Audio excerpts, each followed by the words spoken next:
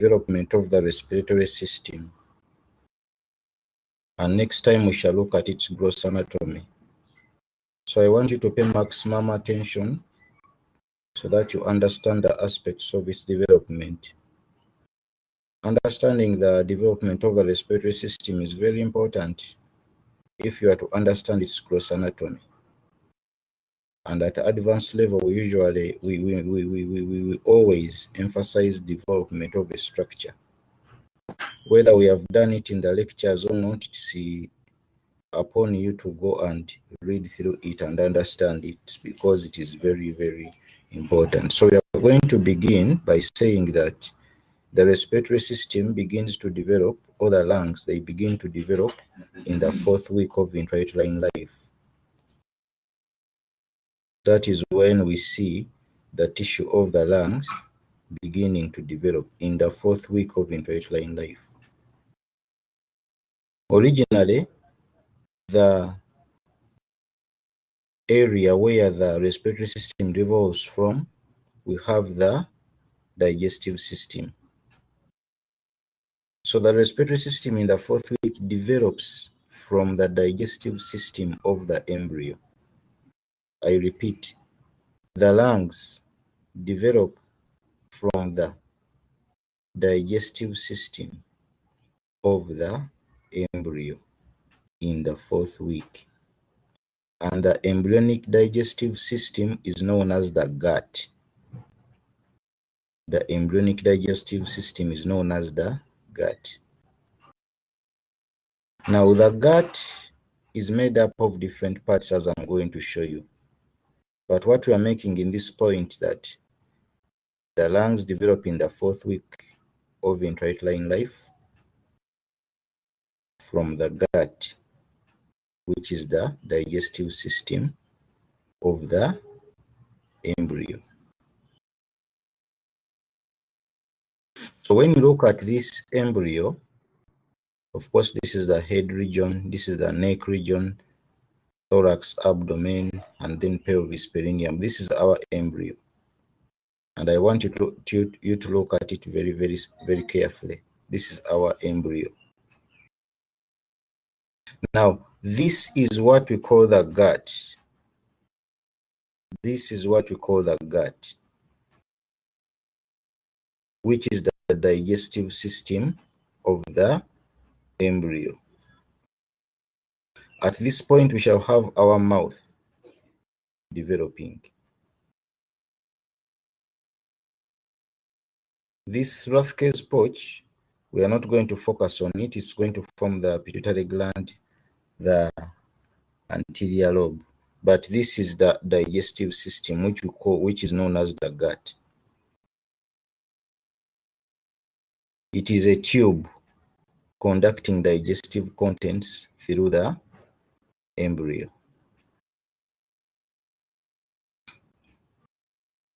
So this first part of the gut, and I want you to follow, this first part of the gut is known as the pharyngeal gut. This is what we call the pharyngeal gut. So from the mouth, then we go to the pharyngeal gut. This is the pharyngeal gut, and this is going to form the pharynx. It's going to form the pharynx. After the pharynx, the next part is the foregut. The next part is the foregut. And this foregut will form the esophagus, the stomach. It's going to form the first and second parts of the duodenum. So this second part of the gut is the foregut. It's going to form the esophagus, the stomach, the duodenum, part of the duodenum. It's also going to form the gallbladder, the pancreas, the liver. That's the foregut. This is the foregut. After the foregut, we go to the midgut. This is the midgut, which is going to form the intestines, part of the duodenum, jejunum, ileum, cecum, ascending colon, and part of the transverse colon. And this last part is known as the hindy, hindgut, which is going to form our distal part of the transverse colon, descending colon, sigmoid colon, rectum, anal canal. So the embryonic gut is made up of the pharyngeal gut, the foregut, the midgut, and the hindgut. Now, in the 4th week of intrauterine life, a protrusion occurs on the anterior aspect of the foregut, which I am pointing at. This is the protrusion. A protrusion occurs on the anterior aspect of the foregut in the region of the esophagus, or in the region where the esophagus is going to develop. That is where we have a protrusion on the anterior aspect of the foregut in the region of the esophagus. This protrusion is known as the lung bud. This occurs in the 4th week and marks the beginning of the development of the lungs. From the anterior aspect of the foregut in the region of the esophagus. The anterior is also known as the ventral, and the posterior is known as the dorsal. So we can say a lung bud develops in the 4th week as a protrusion from the ventral aspect of the foregut in the region of the esophagus, and that is known as the lung bud. And as you can see, it is communicating with the pharyngeal gut. It is communicating with the pharyngeal gut. Both the esophagus from which it has protruded and the lung bud, both of them communicate with the pharyngeal gut. So there's a communication here. The lung bud, which has just protruded, communicates with the pharyngeal gut, and the esophagus from which it came from also communicates with the pharyngeal gut. Remember, in the region of the esophagus, we are still in the foregut, and that is the beginning of the development of the lungs in the 4th week of intrauterine life.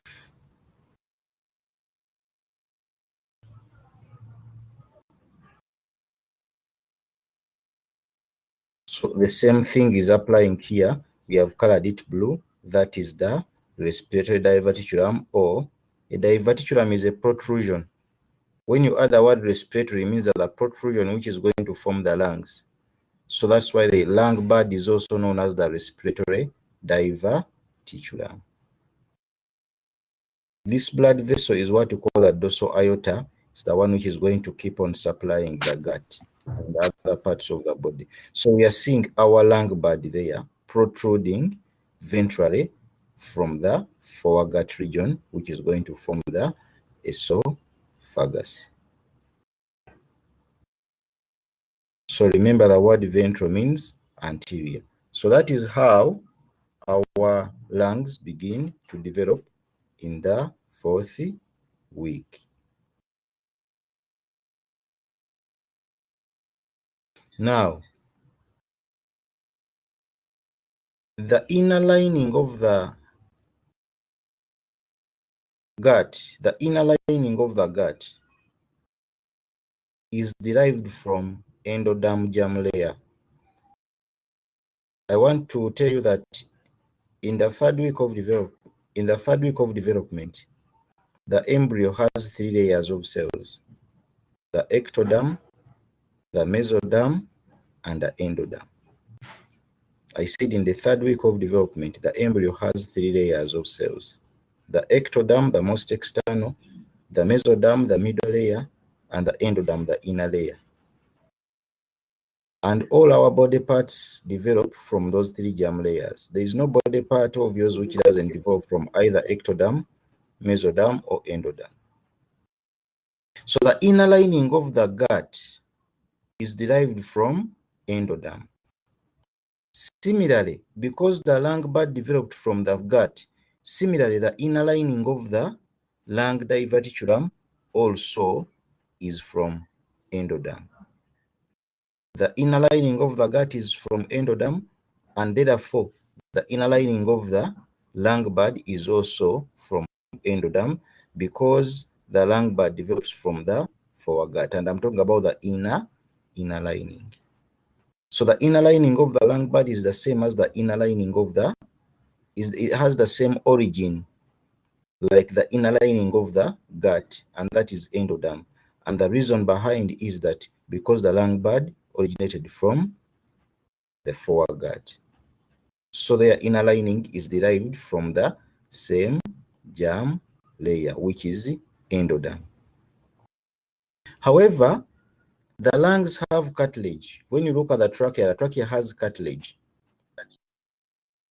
The wall of the lung tubes also has cartilage. The wall of the lung tubes also has muscle. The wall of the lung tube also has connective tissue. So the cartilage, the muscle, and the connective tissue of the lung tubes comes from mesoderm, that germ layer known as mesoderm. It has a part known as the splanchnic mesoderm. So when we look at the layers of the embryo which give rise to the lung, the inner lining of the lung tubes is derived from endoderm. And the wall which contains the cartilage, the muscle, and the connective tissue, those ones come from splanchnic mesoderm. And we shall look at what splanchnic mesoderm is when we come to our embryology.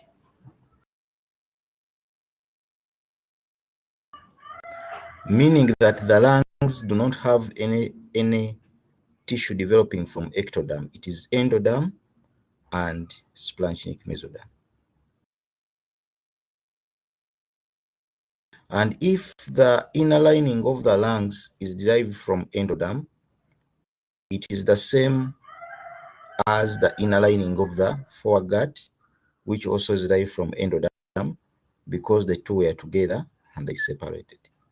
But the wall containing the cartilage, the muscle, and the connective tissue, those ones are coming from the mesoderm, which is the same thing that is applying to the foregut. Even the foregut has a wall. The muscle, the connective tissue of the foregut also derived from splanchnic mesoderm. So points we have made is that the epithelium developing in the fourth week from the ventral aspect of the foregut in the region of the esophagus, the inner lining coming from endoderm, and the wall, the muscle, the cartilage, the connective tissue coming from splanchnic mesoderm. And I said that this lung bud and foregut in the region of the esophagus, both of them communicate with the pharyngeal gut. That is why sometimes when you're swallowing food, some of that food can go into the lungs and you choke. But when you're swallowing food, food has to go to the esophagus, not to the lungs. But when it goes to the lungs, that's why you choke. That is why along there, at this opening in your body, there is a cartilage known as the epiglottis, which closes the lungs off to prevent food entering from the lungs. But all that comes from the fact that the lung bud and the esophagus, both of them communicate with the pharyngeal gut.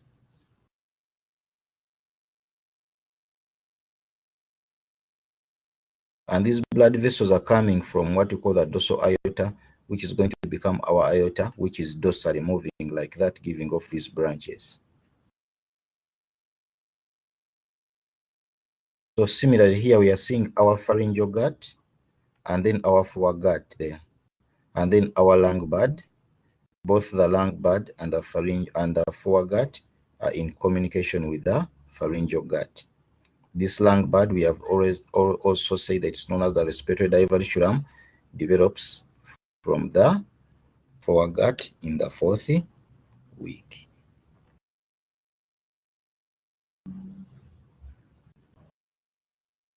Now, after the lung bud has formed, it has to separate. The second stage, after the lung bud has formed, the second stage is for the lung bud to separate from the foregut and only remain connected to the pharyngeal gut. So in simple terms, when you see there must be a septum which develops between the lung bud and the foregut, so that both of them are no longer in communication in such a way that they will only be communicating with the pharyngeal gut, but not with each other. So at the beginning, the lung bud and the foregut are in communication with each other. Afterwards, a septum develops between the lung bud and the foregut, so that they no longer communicate with each other, such that they only communicate with the pharynx or pharyngeal gut. So there must be a separation, a complete separation between the lung bud and the foregut, so that both of them are not in communication with each other. And we are going to see it here. This is the lung bud, this is the foregut. We know that this lung bud developed from the foregut as a protrusion, but still they were communicating with each other. So this communication has to be obliterated so that both of them are separate. The only communication they will have is with the overlying pharyngeal gut. So for them, they have to separate from each other. So when they separate from each other, a septum between the lung bud and the foregut begins to develop. And you can see this septum. It is a septum between the foregut and the lung bud. It begins to develop to separate the two so that they are no longer communicating with each other. It begins by forming these foldings. These foldings are known as the tracheoesophageal ridges. The tracheoesophageal ridges are foldings between the foregut and the lung bud, indicating the beginning of the formation of the separation between the two. And these folds are known as the tracheoesophageal ridges. Because this part of the foregut is going to form the esophagus, and this part of the lung bud is going to form the trachea. That is why these foldings are known as tracheoesophageal. After the tracheoesophageal ridges have formed, they approach each other until they fuse completely. And when they fuse, they form a septum or a wall known as the tracheoesophageal septum, which completely separates the foregut from the tissue of the lungs. However, these two will be in open communication with the overlying pharyngeal gut, but between them, they have been separated by, first of all, the tracheoesophageal ridges, which fuse to form the tracheoesophageal septum. And this fusion must be complete, such that the lung tissue is separated from the esophagus. If it is incomplete, you're going to have a congenital anomaly whereby you are born when these two are communicating, and we shall see what happens. So after the lung bud has formed in the 4th week, then that lung bud has to separate from the foregut by the tracheoesophageal ridges, which finally fuse to form the tracheoesophageal septum, completely separating the foregut from the lung tissue. However, the lung bud and the foregut are still in open communication with the overlying pharyngeal gut.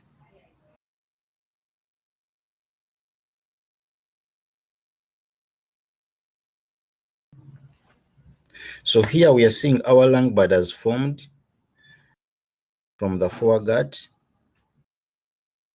It separates from the foregut by the tracheoesophageal septum, and it continues to grow and lengthen, growing caudally. After it has separated, it continues to grow caudally. And we shall see how it goes on branching to form our lungs. So here we are seeing the 4th week, our lung bud protruding from the foregut.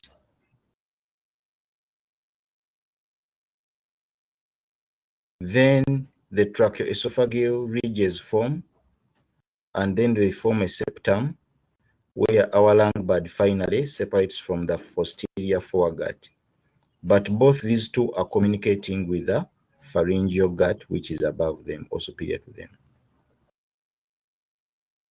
Remember, the wall is formed by the splanchnic mesoderm, but the inner lining is formed from the endoderm. As the lung bud is separating from the foregut by the tracheoesophageal ridges, it continues growing caudally or inferiorly.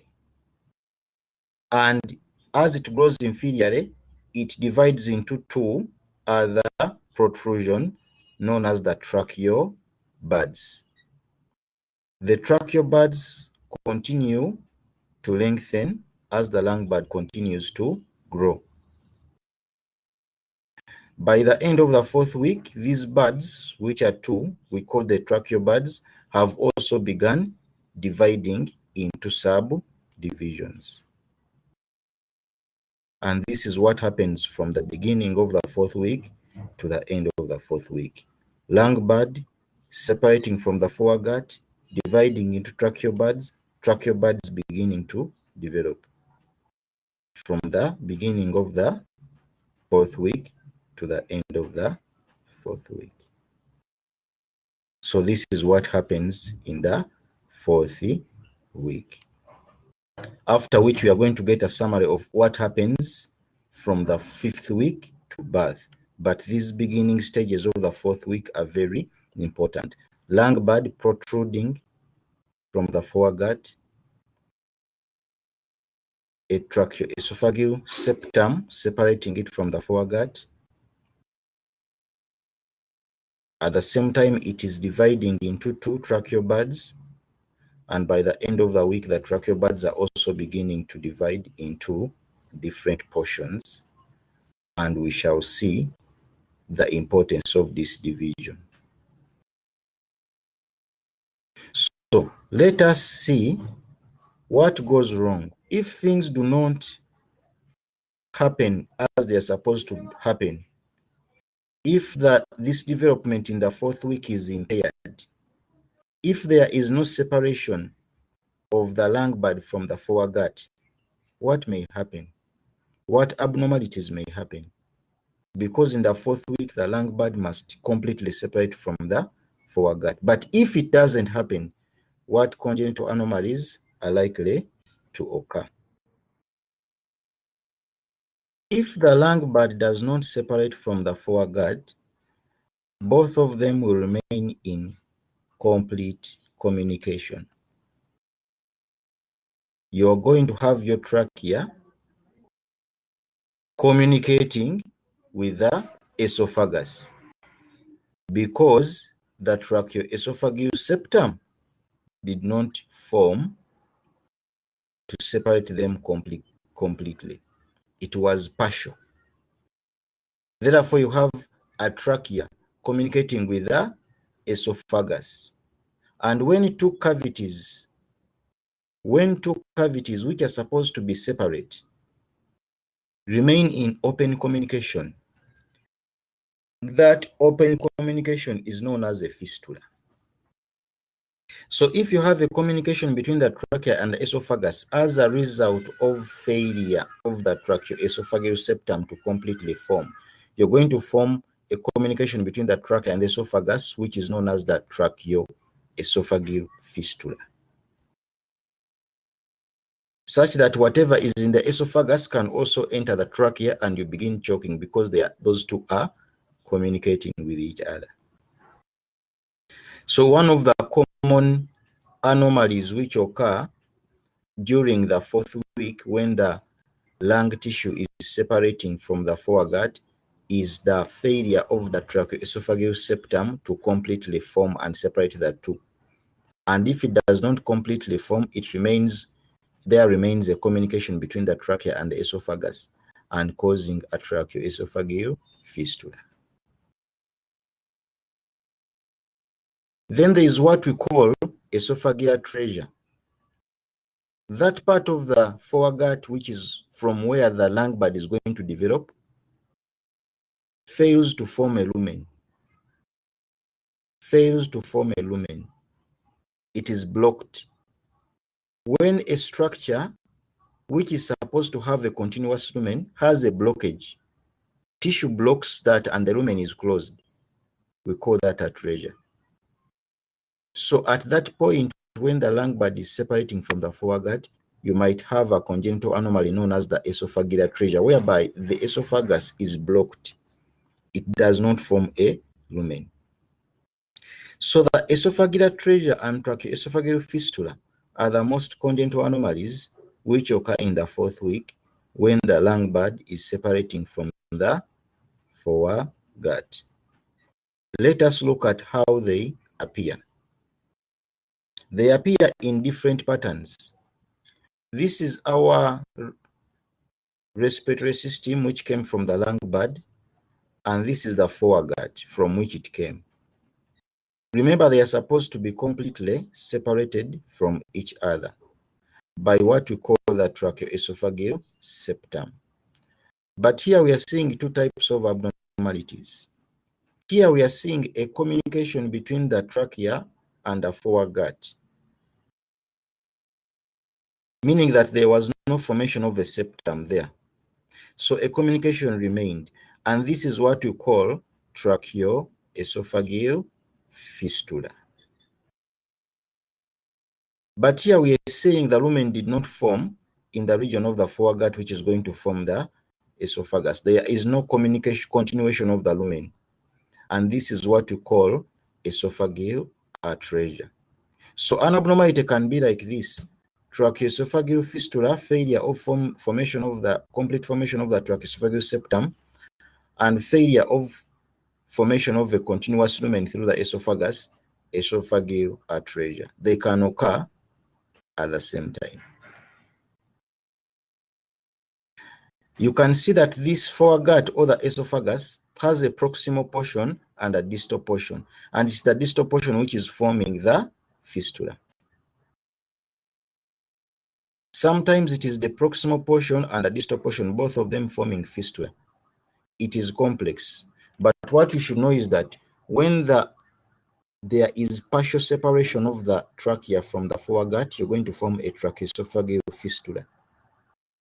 And where there is failure of formation of the lumen of the foregut, which is continuous, you're going to form what you call esophageal atresia.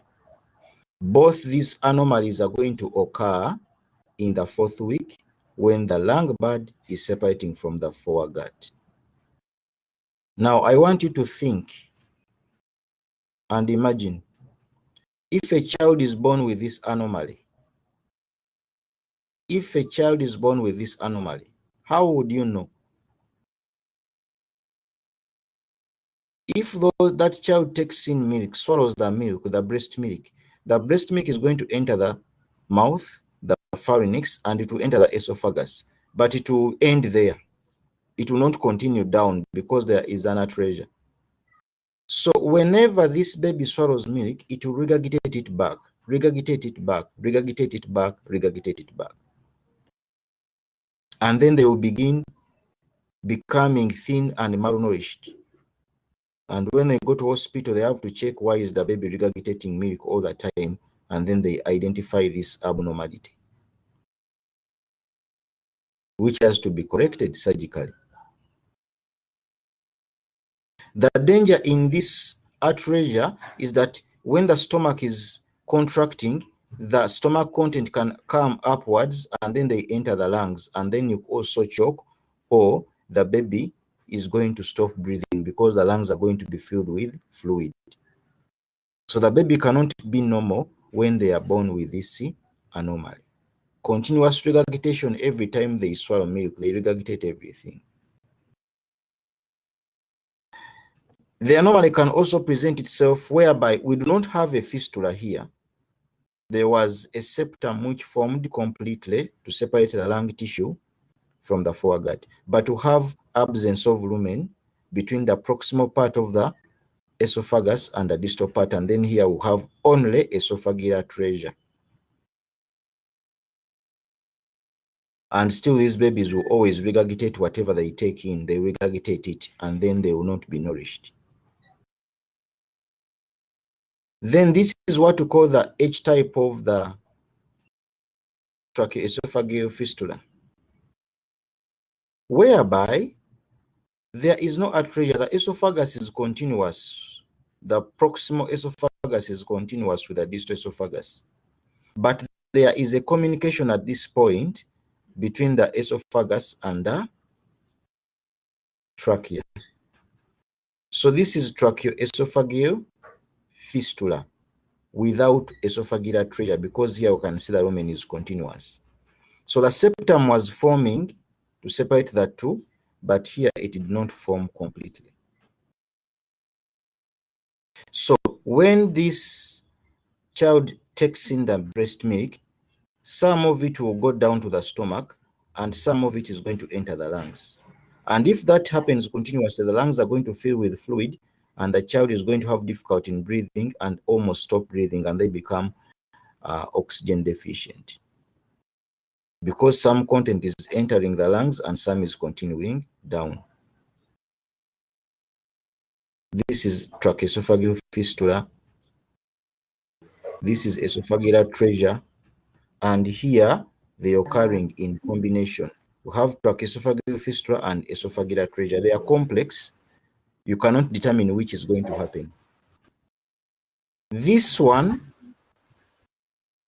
is the opposite of this, because here we are seeing that it is now the proximal part of the esophagus which is forming the fistula with the trachea, and then there's an atresia with the distal part, meaning that everything the baby takes in will enter in the lungs.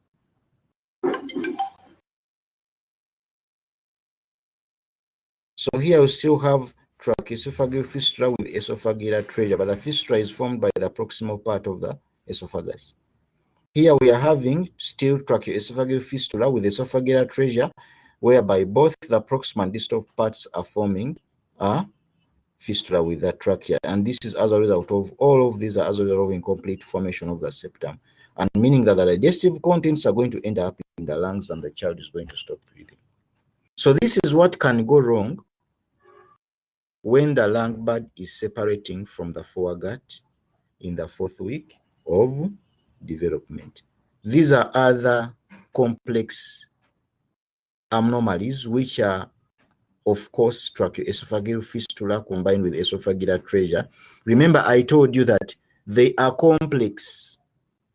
They have different patterns, but all of them have characteristics of tracheoesophageal fistula and esophageal atresia. All these are types of abnormalities, and each one contains at least tracheoesophageal fistula and esophageal atresia.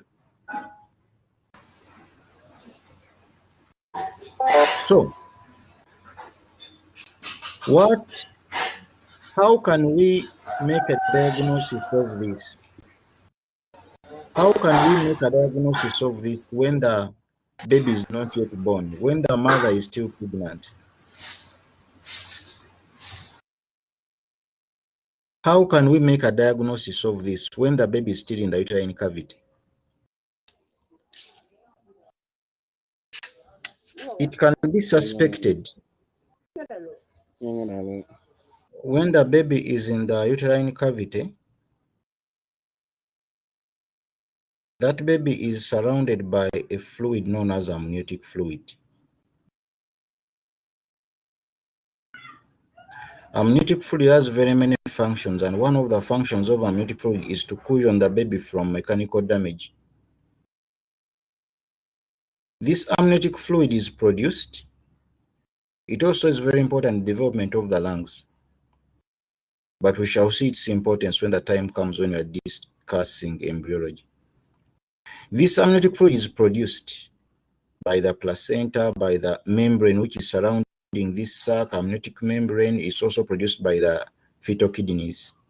So when this amniotic fluid is produced, it is swallowed by the baby, taken to the digestive system, and then absorbed into the bloodstream and taken out to the placenta. So it is produced and then drained. What produces it? the placenta can produce, the membrane also can produce, not the amniotic membrane, the fetal kidneys can produce. When it is produced, where does it go? It is swallowed by the fetus and taken out so that it is balanced. It is supposed to be between 500 to 1000 mils. It is being produced and then also being drained. Now take an example. If this baby has esophageal atresia, the drainage is going to be blocked because this fluid is swallowed. Now, if this child or this baby, this unborn baby, has esophageal atresia, when it swallows the amniotic fluid will end in the esophagus. It will not continue because there is atresia.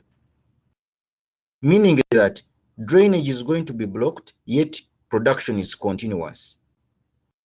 So this amniotic fluid is going to increase beyond 1000 mils. It's going to reach 2000 mils and above. So you're going to have increased amniotic fluid, and that is going to cause a condition known as polyhydramnios. Polyhydramnios, whereby the fetus may have tracheoesophageal fistula or esophageal atresia, which is blocking the swallowing of the fluid. So the fluid increases and it causes a condition known as polyhydramnios. And if this fluid increases beyond 2000 mils, that is polyhydramnios, and it's going to be a danger to the developing baby. So when you have polyhydramnios, one of the things you suspect, it is not the only cause, but one of the things you suspect may be the fetus is not swallowing. And if it's not swallowing, you say maybe there is esophageal atresia, and it can lead to increased amniotic fluid, which is known as polyhydramnios. And I said it is not the only cause, it's one of the causes. Here I'm saying that the tracheoesophageal fistula and esophageal atresia are associated with other congenital anomalies. What does that mean? That whenever you're having tracheoesophageal fistula and atresia, there are other anomalies which usually occur with them, like cardiac anomalies. So these are the associations whereby one congenital anomaly has been observed to occur at the same time with another. So the tracheoesophageal fistulas are associated with other anomalies. For example, vertebral anomalies, anomalies of the vertebral column. We shall see, for example, spina bifida. Anomalies of the anal region, blockage of the anus, anal atresia. Anomaly of the heart, cardiac defects, we talked about them. Then the tracheoesophageal fistula, which we are talking about. Anomalies of the esophagus, that is esophageal atresia. Anomalies of the kidneys, anomalies of the limbs. These anomalies, in some instances, are associated with each other, such that if I have tracheoesophageal fistula, it is usually accompanied by esophageal atresia or cardiac anomalies. That is why when we are scanning the fetus, you have to scan the entire fetal tissue from the neck, from the head, the neck, the thorax, the abdomen, down, and look at the vertebral column, the limbs, because these anomalies are associated. So here we are talking about the tracheoesophageal fistulas and what other anomalies they are associated with, or which usually occur in association. It does not necessarily mean that all of them are going to occur in association with tracheoesophageal fistula. It can be only tracheoesophageal fistula occurring with the esophageal atresia, or it can be tracheoesophageal fistula occurring with cardiac defects, or it can be tracheoesophageal fistula occurring at the same time with two of these or three of these. And this association is what we call VACTEL, vertebral anomalies, anal atresia, cardiac defects, tracheoesophageal fistula, renal anomalies, limb anomalies. This is the association. These congenital anomalies usually occur in association with each other. And an association is the collection of defects with unknown cause, but occurring more frequently than predicted by chance at the same time. Sometimes the trachea might be the one with the atresia. The trachea might be the one having the atresia. Atresia means narrowing of the lumen. Stenosis means complete blockage. For example, here we are having narrowing of the esophagus. This is atresia. But absence of lumen, this is stenosis. Sorry. This is stenosis. Stenosis is narrowing of the lumen. Atresia is absence of the lumen. So stenosis can also occur. This stenosis can either be for the esophagus or for the trachea. Because I said that these anomalies are complex and they have different types. But the major ones which are underlying are tracheoesophageal fistula and esophageal atresia. So we have seen what happens in the 4th week. Formation of the lung bud from the ventral wall of the foregut. Formation of the tracheoesophageal septum to separate the two. And the division of the developing trachea into tracheal buds, which continue to divide as they grow dorsally, caudally.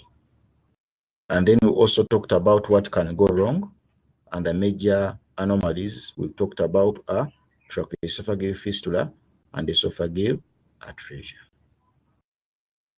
Now we are going to look at the further development of the lungs as they continue to grow. What happens? So we saw that as the lungs continue to grow, they grow caudally. Caudally means towards the pelvis and anal region. And as they are growing, now we are between week 5. We are still in this branching occurs in the late stages of week 4, and then it continues in the 5th week. So after the lung bud has separated from the foregut, its caudal aspect divides into 2 tracheal buds. The tracheal buds can also be known as bronchial buds. These 2 tracheal buds begin to develop late in the 4th week and early in the 5th week. These 2 tracheal buds which develop are projecting the 2 lungs which are going to form, the left lung and the right lung. And they continue to lengthen within the 5th week. Remember, they are known as lung buds or bronchial buds. After that, these lung buds also divide. We are in the 5th week. The one on the right divides into 3 divisions. And the one on the left divides into 2 divisions. And these divisions are known as secondary buds or secondary bronchi. The reason the right divides into 3 is because the right lung is going to have 3 lobes. And then the reason this divides into 2 is because the left lung is going to have 2 lobes. And that is genetically determined.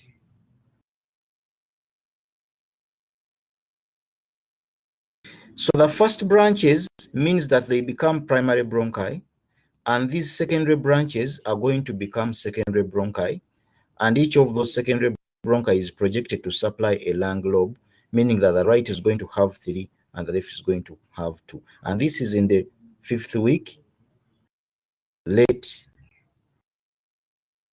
in the 4th week and early stages of the 5th week. This is when these secondary bronchi develop, as we indicated somewhere in an illustration that I gave you here.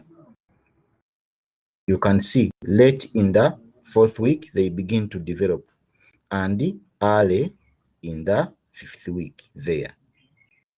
The right divides into 3, and the left divides into 2. Remember, the outer covering is from splanchnic mesoderm, the inner covering is from endoderm. And these are the secondary bronchial buds or secondary bronchi, and the first ones to divide were the primary bronchi.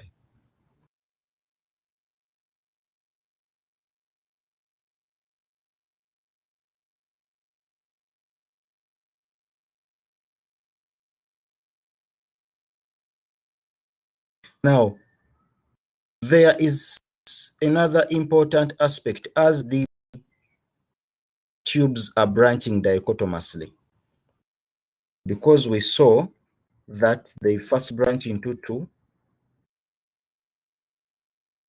late in the 4th, and then those 2 branch into 3 on the right and 2 on the left, and even those 2 and 3 on the right are going to further divide into other branches. That is what we call the dichotomous branching. And it is stimulated by growth factors, which are produced by the cells themselves, which stimulate further differentiation. So you're going to see that as this dichotomous branching continues, the lungs continue to lengthen and descend in the thorax. Now, the thorax, here we are seeing the trachea, which was the first structure to form, then the lung buds or tracheal buds, then the tracheal buds further divided into 3 on the right and 2 on the left, which are the secondary lung buds or bronchi. And as this branching is continuing, the lungs are descending down into the thorax because of the dichotomous branching. Now we are in the 5th week, going into the 6th week. Now, as this dichotomous branching is taking place, the lungs are descending in the thorax. I repeat, as this dichotomous branching is taking place, the lungs are descending in the thorax. But in the thorax, there is a cavity. This is the cavity into which the lungs invaginate. This cavity is continuous with the cavity of the abdomen. Originally, the cavity of the thorax is continuous with the cavity of the abdomen. And they call this cavity the pericardio-peritoneal canal. This is what we call the pericardio-peritoneal canal. It is a continuous cavity between the thorax and the abdomen. So as the lungs are branching dichotomously and they are descending to the thorax, they begin invaginating this pericardio-peritoneal canal, which is the cavity of the thorax and the abdomen. Here we are seeing it in coronal section. Here we are seeing it in transverse section. They invaginate. What do I mean by invaginate? Let me give you an illustration. If these are the lungs, they do not enter the cavity of the coelomic cavity is the one I mean known as the pericardio-peritoneal canal before it divides into the peritoneal cavity of the abdomen and the pleural cavity. So this cavity is continuous originally. Whenever you see the word coelom means cavity, body cavity. So as the lungs are descending into the thorax through their dichotomous branching, they invaginate this cavity, which we have called the coelomic cavity, or specifically the pericardio-peritoneal canal. This cavity has a wall, and this wall comes from mesoderm. So you're going to find that the lung tissue, as it is branching dichotomously and invaginating the cavity, part of the wall of the cavity gets in touch with the lung tissue. This is the part of the wall of the costomic cavity, or it's part of the wall of the pericardioperitoneal canal, gets in contact with the lung tissue. And the rest is not in contact with the lung tissue. This is going to project that this part of the costomic cavity, the wall of the costomic cavity, or this part of the wall of the pericardioperitoneal canal, which gets in contact with the lung tissue, is going to convert into the visceral pleura, and this one, which is not in contact, is going to become our parietal pleura, as indicated here, when the lungs have enlarged. This part of the wall of the cavity which gets in contact with the lung tissue is going to become the visceral pleura, and this one which is not in contact is going to become the parietal pleura. And this cavity, in embryonic life, we are calling it the costomic cavity or the pericardioperitoneal canal. So here we are seeing the wall of this costomic cavity or the wall of this pericardioperitoneal canal, which is in contact with the lung, is converted into the visceral pleura, and the wall which is not in contact with the lungs is converted into the parietal pleura. That is why your lungs are lined by visceral pleura and then the parietal pleura.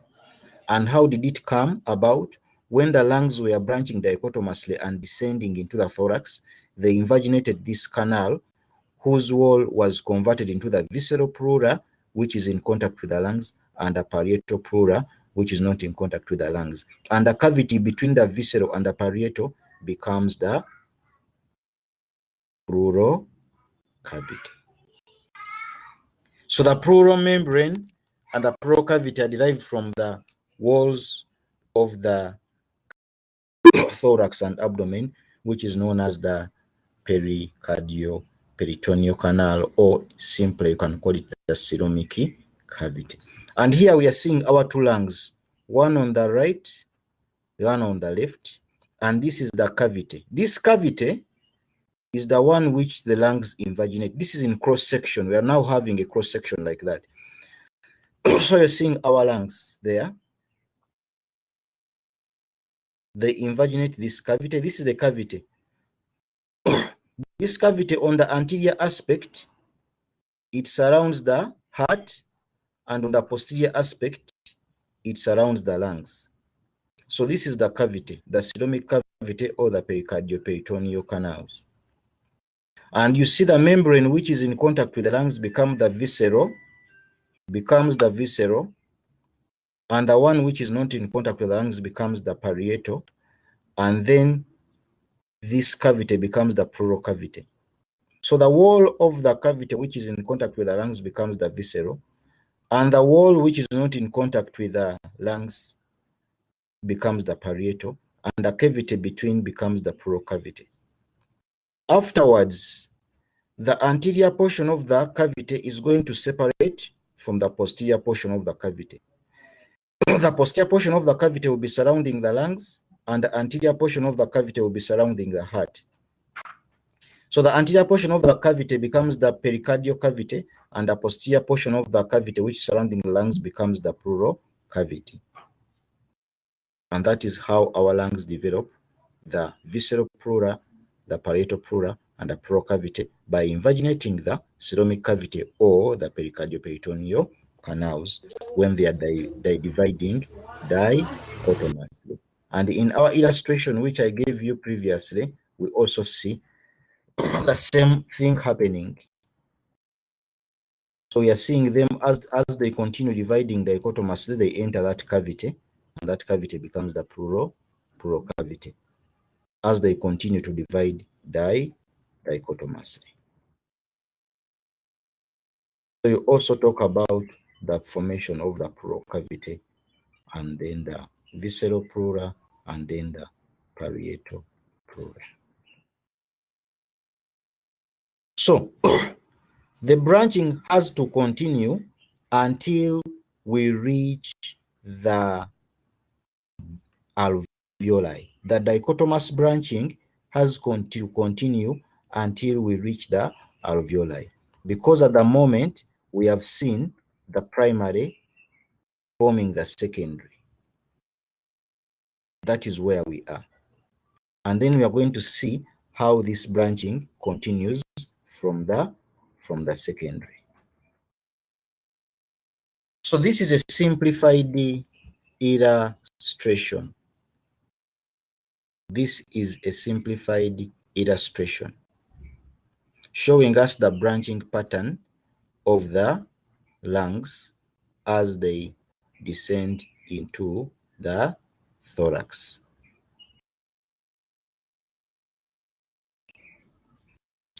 So, between week 3 up to week 7, as I have indicated in this table is going to guide you. This table, when you look at it, begins from week 5, when the branching has begun. Remember, week 4 is when the lung bud separates from the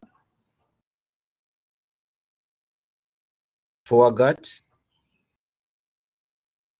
and then a septum forms to completely separate them. That is in week 4. Now, in week 5, between week 5 to week 16, branching continues. Branching continues. And this period between week 5 up to week 16, when branching is continuing, we call it the pseudoglandular period. The branching has continued up to what we call the terminal bronchioles.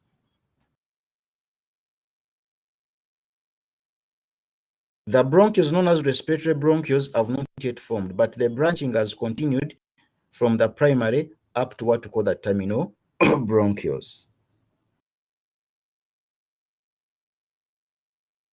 So this branching continues.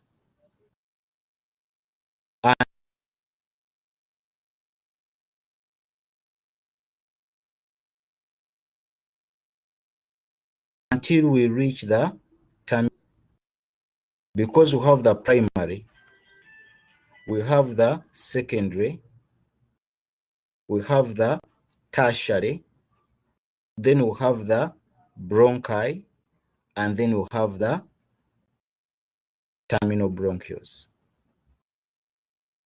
So between week 5 to week 16, which is this period,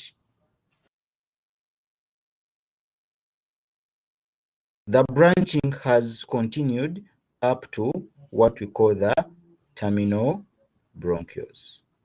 And that is what we call the pseudoglandular stage. Because these terminal bronchioles are not secreting anything. Then from week 16 up to week 26, that is known as the canalicular period.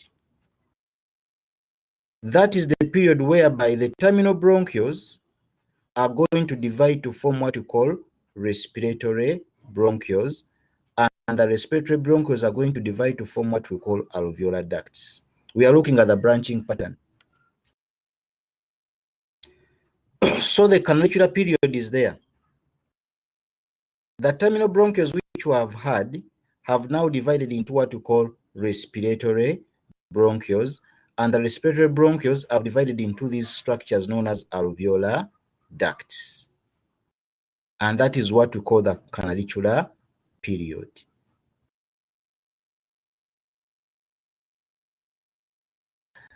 Then we have the terminal sac period. The terminal sacs are the alveoli between week 26 to birth. This is when the terminal sacs, which are the alveoli, form. And they begin to get in close contact with the capillaries. So the period when the terminal sacs, which are the alveoli, form is between weeks 26 of intrauterine life to birth, which is around week 38. And this period is when the terminal sacs, which are the alveoli, they form and they get in contact with the capillaries.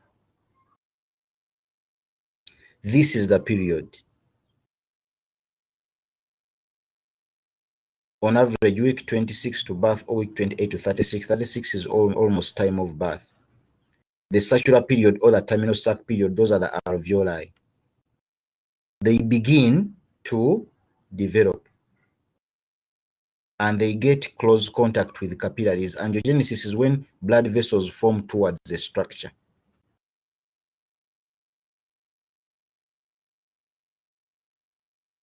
Then after birth, there is the last period known as the alveolar period. That is the 8 months is almost time for birth, 8 months of gestation, and into childhood after birth, about the first 10 years. That is when alveoli continue to increase in number, and then their contact with the capillaries will increase. And that is what we call the alveolar period. So here we are seeing the terminal sac period between week 26 to birth, where the capillaries are growing and approaching these areas where the terminal sacs are going to grow. There. Now the alveoli have developed, this is the terminal sac period, and they have gained contact with the capillaries to create a respiratory membrane where we're going to have gaseous exchange. This table helps us to summarize the branching pattern of the lungs. It doesn't include the 4th week, but we saw what happens in the 4th week, where the lung bud separates from the foregut.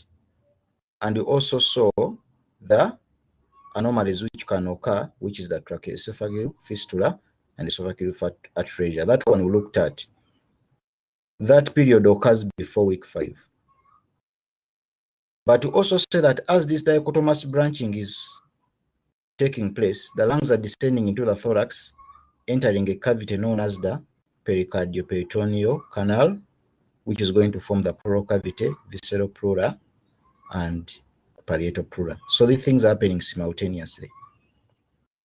So after the 4th week, the events of the 4th week, we go to week 5 up to week 16. The lung or the bronchial buds continue to divide until they reach the terminal bronchioles.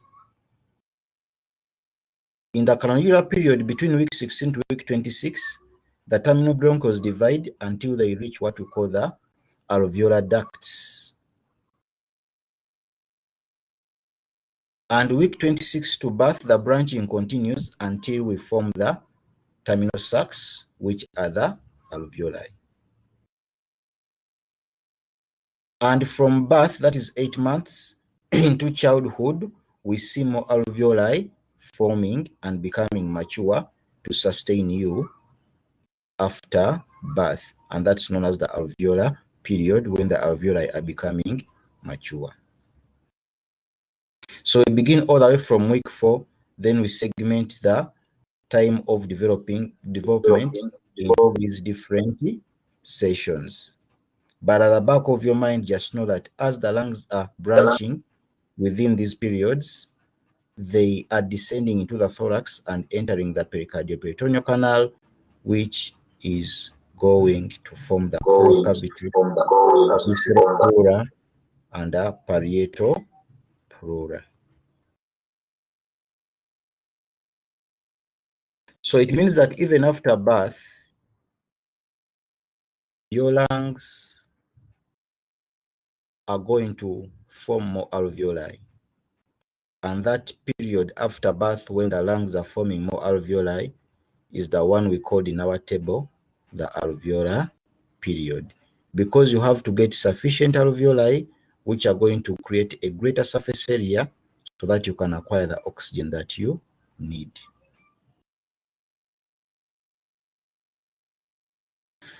Before birth, because you're getting oxygen from the placenta, your lungs are filled with fluid.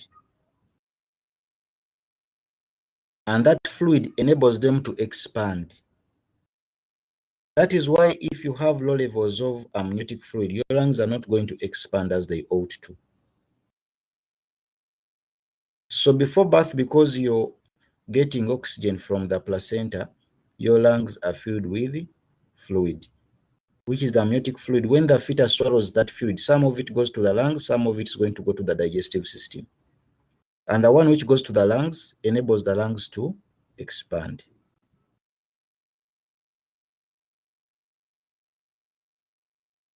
So here I say that fetal breathing movements begin before birth. And those fetal breathing movements will cause the aspiration of amniotic fluid.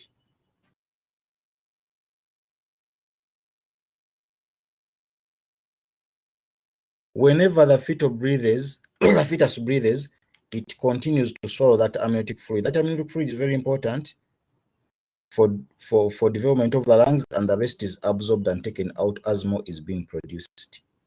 And the breathing movements which begin before birth are very important in taking in that amniotic fluid, so that the swallowing is increased and some will go to the lungs and enhance their development. Of course, we know that at birth, the lung tissue will absorb that fluid and open it and empty that fluid, so that the lungs remain without fluid, so that they can contain air when the fetus breathes. So at birth, that fluid is absorbed out of the lungs. When I say that when respiration begins at birth, that's at birth when the child begins to breathe. Most of the lung fluid is reabsorbed by the blood and lymph capillaries, so that it is taken out of the lungs, such that the lungs can now contain air.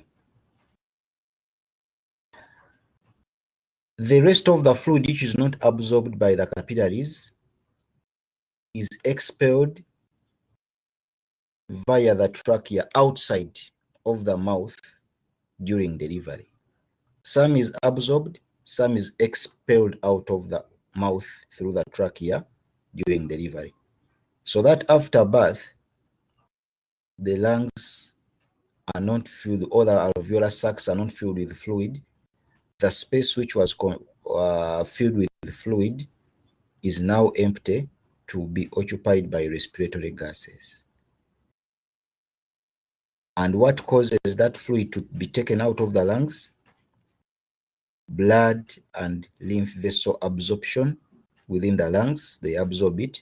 The rest is expelled out through the trachea and the oral cavity. And here I'm saying that when the fluid is reabsorbed from the alveoli, surfactant remains. Now, as the lungs are developing towards birth, there are cells known as type 2 cells. Towards birth, there are cells known as type 2 cells. These type 2 cells are located in the walls of the alveoli. The importance of these type 2 cells towards birth, their development or their differentiation towards birth. These type 2 cells produce a substance known as surfactant. When this surfactant is produced, it lines the inner aspect of the alveoli and weakens the surface tension of fluid. You remember, much as most of the fluid is absorbed, a little film of fluid will remain lining the inner aspect of the alveolus.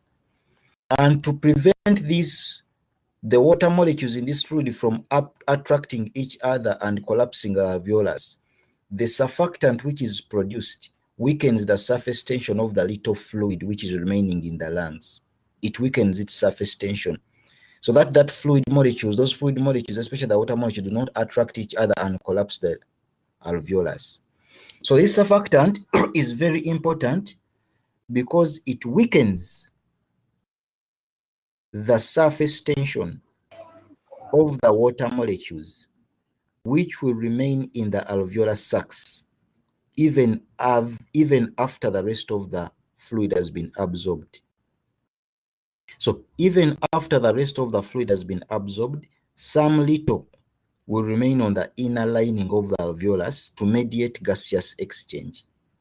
But even that little which is remaining, the water molecules within it can attract each other because they have strong cohesive forces or a strong surface tension. They can attract each other and collapse the alveolus. To prevent that, towards birth, a new type of cells begin to develop in the alveoli known as type 2 cells.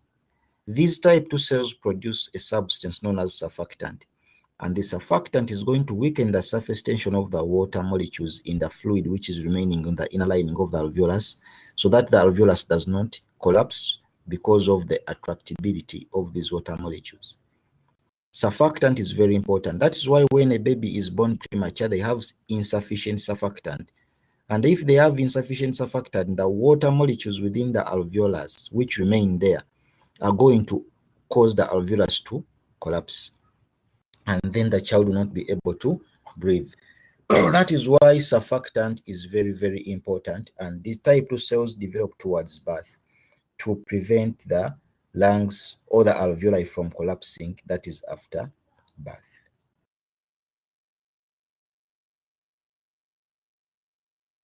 And here I said that without this fatty surfactant, the alveoli would collapse during expiration. And when they collapse during expiration, we call that atelectasis. So the surfactant is very, very important because after birth, the alveoli must not collapse. They must remain open. Remember, much as most of the fluid is absorbed out of the lungs, a little remains lining the walls of the alveoli, and that little is the one which can cause the collapse of the alveoli. But when surfactant is produced towards birth, it prevents that collapse by weakening the strong cohesive forces which would lead within the water molecules, which will lead the collapse of the alveolus.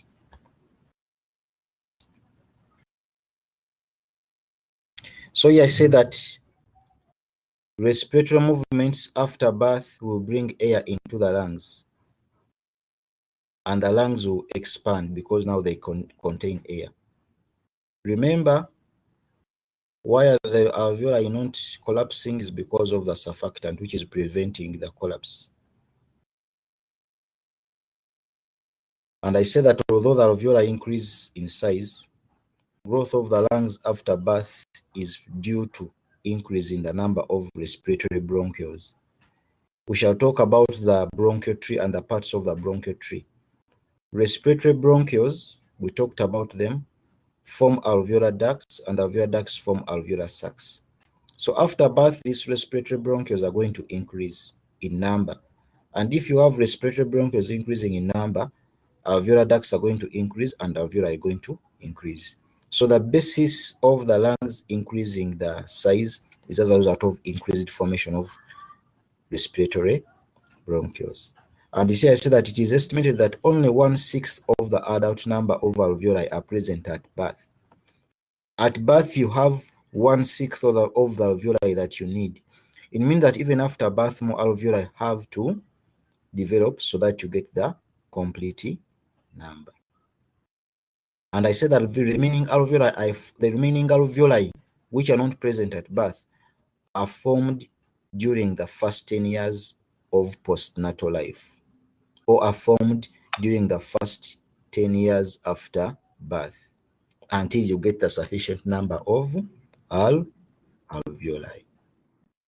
So the problems why prematures sometimes die, the reason why prematures die is that they are born with little surfactant. And then if they are not supported in intensive care, their alveoli will collapse because they have insufficient surfactant. They will not be able to breathe, and that is going to cause what we call respiratory distress syndrome. Respiratory distress syndrome is as a result of prematures dying because they have little surfactant in their alveoli, and therefore their alveoli collapse such that they cannot breathe in, and then they die. That is known as respiratory distress syndrome, the leading cause of death in prematures.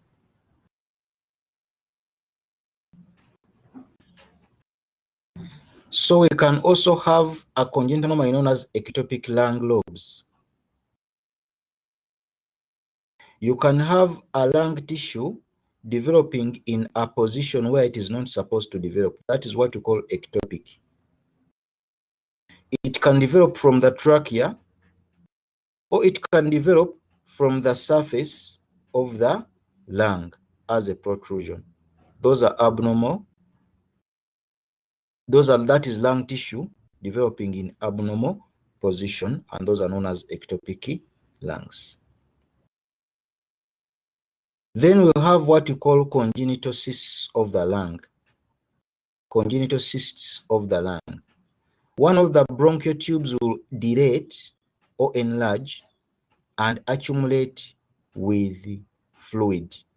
So you're going to find a lung with a dilated tube compressing it, containing fluid and content. This is what we call lung cysts. They compress the lung and they impair respiration because of a dilation of one of the tubes. Then we have the lung hypoplasia. Hypo means decreased development. Hypoplasia. You're going to have a small lung. It did not expand. Its development was arrested at a certain stage. One of the things which can cause this are the diaphragmatic hernias. We shall talk about the diaphragm. If the diaphragm has abnormal openings, abdominal contents are going to protrude from the abdomen through the diaphragm and enter the thorax, like the stomach. So when you have a protrusion of abdominal contents from the abdomen to the thorax through an abnormal opening in the thoracic diaphragm, we call that a diaphragmatic hernia or a congenital diaphragmatic hernia. In a congenital diaphragmatic hernia, that's where you have abnormal openings in the thoracic diaphragm through which abdominal contents are going to protrude and enter the thorax. When they enter the thorax, they compress the developing lung and prevent it from expanding. And in such a case, you're going to have a hypoplastic lung, or a lung which is small, whose development was arrested at a certain age. Here I said that fresh and healthy lungs contain air. So if you have a baby who has died of any other pathology and you remove their lungs, because their lungs contain air, they are going to float. But when a child is born dead, their lungs are still filled with fluid. So when you put their lungs, samples of their lungs on water, they will sink. When a sample of the lungs, a postmortem sample of the lungs sinks, it means that it was heavy, contained fluid. But when it floats, it means that it was normal, it contained air.